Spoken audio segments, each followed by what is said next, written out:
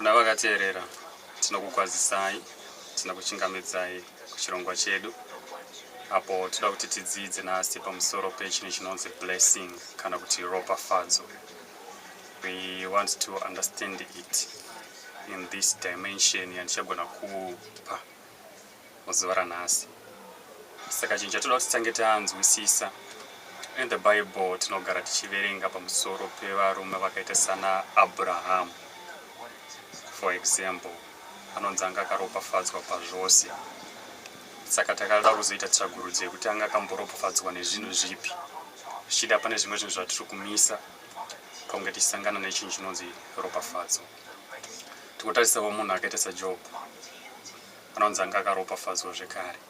Saka zvakazotipa kuti tiongorore kuti vanhu ava vanga vakamboropafadzwa nemutoo upi. Asi tisati taenda dhipa kuti tiongorore zvinhu zvakaita saizvozvo, toda kuti titange tambonzwisisa kana kuti timbopa chatingati definition kana kutry kuexplaina chatingati a blessing, kana kuti panenge paine blessing tinozviona sei.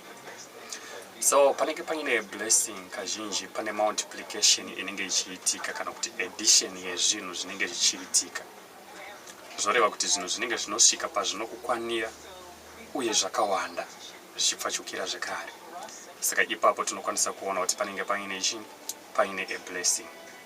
So pane nyaya yandoda kuti ndiverenge iri kuna Malachi, ndichazotitsanangura zvayo asi ndichaitorera padumbu nekuti iri under tithe, but pane mashoko andoda kuti tiongorore tichipa definition kana kutry kuexplain chinhu chinonzi blessing.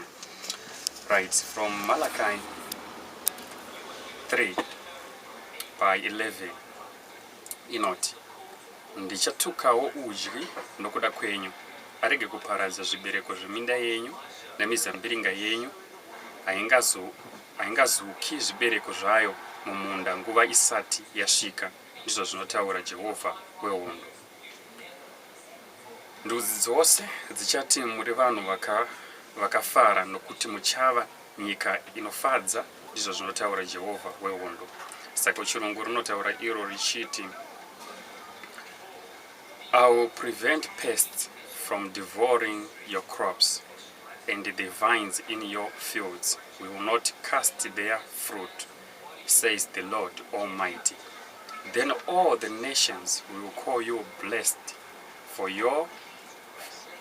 yours will be a delightful land, says the Lord Almighty. So tinoona kuti kana Mwari vari kupreventa mapests pakukanganisa zvirimwa zvinenge zvarimwa, kureva kuti vari kubvisa chatingati udyi.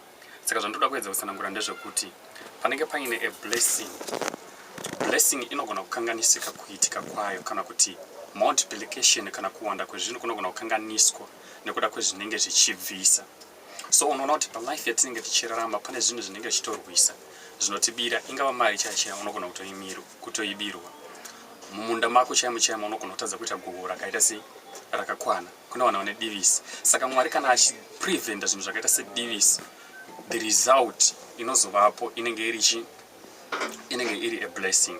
But in this case iri under tithe, kuti vanhu kana vachinge vapa tithe kuna Mwari, Mwari achakwanisa kuita sei kupreventa zvose zvine chekuita nechatingati udyi unoita sei unobviswa. So ipapo panenge pakutopronouncwa chinhu chinonzi a blessing. Apa ndisi kutaura in the sense yekuti tiite a debate on tithe, but ndiri kuedza kubudisa pfungwa iripo pamusoro pekupreventa, kuti Mwari kana akapreventa something chinenge chichida kukubira paupfumi hwako, a blessing will be pronounced. So ndo yekutanga yatoda kuongorora. So toda kuti tiende kunoongorora pamusoro pevarume vandambotaura nezvavo. Toenda kuna Genesis, that's 24. 24 ndichaenda pa 35. So ipapo chandiri kungotorera nyaya iyi ndechekuti tione kuti what type of blessing yakanga ine murume anoitwa iye Abraham. Right. The Lord has blessed my master abundantly, and he has become wealthy. He has given him sheep and cattle, silver and gold, many servants and maid servants, and camels and donkeys. So aitonzi the Lord has blessed my master. Angari master wacho aitotaura nezvake ndi Abraham. Ngoti ndaitorera hangu pane imwe nyaya yanga ichitaura nezvayo, but ndo pari kutoburiswa zvinhu zvaakanga ablesswa nazvo. Saka chekutanga tinoona kuti paiva nesheep dzatingati why mombe dzanga dziripo, silver and gold inenge yakangomirira mari kureva kuti anga ainazvo, nevashandi vakawanda anga avainawo, madongi nemacamels anga ainazvo. So toda kubva taenda futi kuna Job, toona kuti anga akablesswa in which way again. So tichaenda kuna Job, mondiregerera nekuti ndiri kuzviita ndiri munhu wani, so ndinogona kutora nguva, but we will come to the point. So I'm going to read from Job 1. Timbonzwa Job anonzi anga akarurama, this man, and anga akapfuma futi. So kwakanga kuno munhu panyika yeUzi ainzi Job. Munhu uyo akanga akakwana, akarurama, aichika Mwari, achinzvenga zvakaipa. Iye wakaberekerwa vanakomana vanomwe navakunda vatatu, uye pfuma yake, apa ndo patinoda kuti tibate pamusoro peblessing, right? Uye pfuma yake yakasvika makwai ane zviuru zvinomwe, makwai ane zviuru zvinomwe, right? Nemakamera zviuru zvitatu, nemombe dzairingana majoko ana mazana mashanu, namakadzi embongoro ana mazana mashanu, navanhu vazhinji paimba yake. Naizvozvo munhu uyu akanga ari mukuru pakati pavana vamabvazuva, right? Tichibva tagumira ipapo panhau yekuverenga.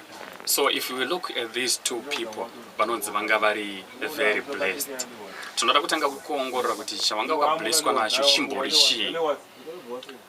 Because at times we can keep money, but tinoda kuona kuti mari ine ability here to multiply.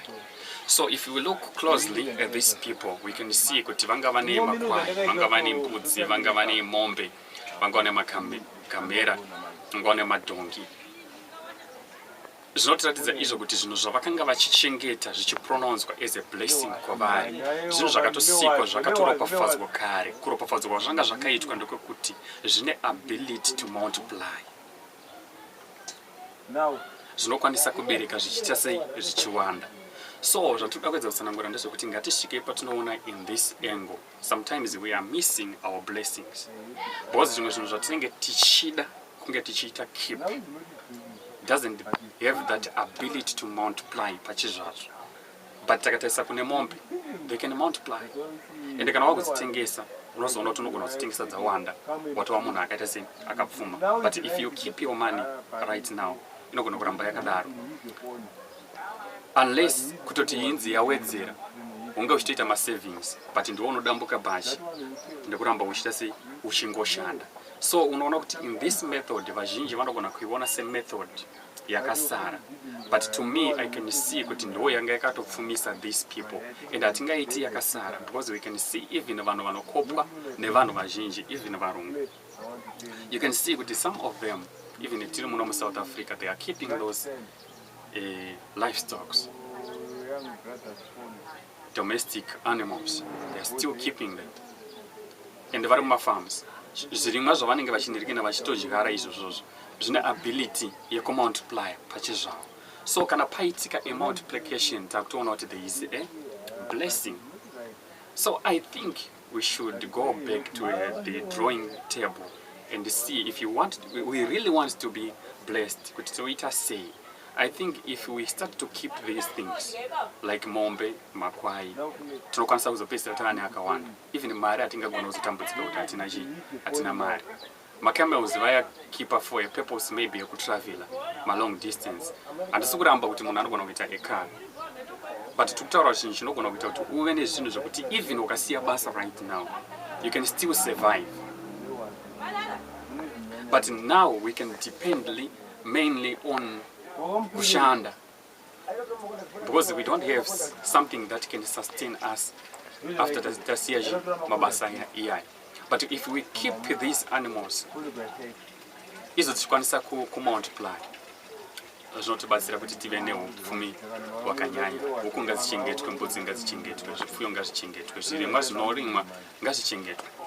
That's why uchiona kuti unogona kudyara chibage tsanga imwe chete inokubudisira muguri mumwe chete maipo unogona kupa kana 50 tsanga. So there is the multiplication iripo, so you can say you are blessed.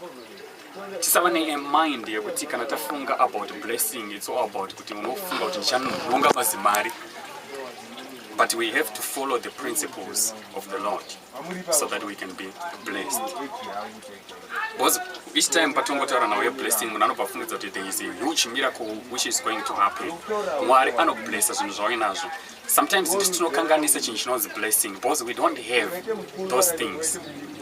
Yet he wants to bless us, but hatina zvinhu zvinokwanisika kublesseka zvacho zvichikwanisa kuwedzera. Takatarisa even paakasika munhu.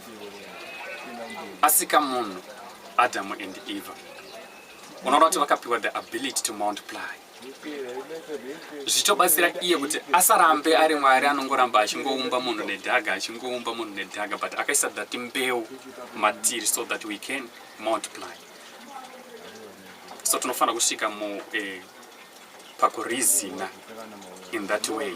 Yekuti if we get a seed, let's plant a seed inokwanisa ku multiply.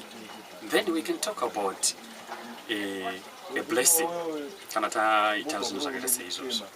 Tinongoti mumwe munhu akwanisa kubatsirikana neprogram iyoyi yechinhu chinonzi blessing.